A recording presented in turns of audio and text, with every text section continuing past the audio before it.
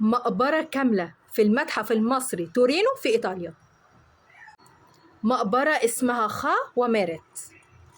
خا كان مهندس معماري ورئيس عمال في عهد الأسرة ال18، وهي من المقابر الغير ملكية اللي لقوها كاملة وسليمة، وتعتبر الوحيدة اللي ما وصلش ليها اللصوص.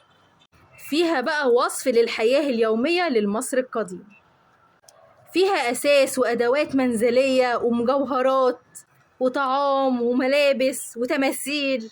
المقبرة فيها 500 قطعة أثرية. اكتشفت مقبرته في البعثة الإيطالية بقيادة أرثر عام 1906. محتويات المقبرة بتدل إن هما كانوا أغنياء جدا وحياتهم يسر. مهندس بقى وتبع العيلة الملكة. بجد نفسي أول مقبرة دي تيجي بكل محتوياتها، بجد يا خسارة.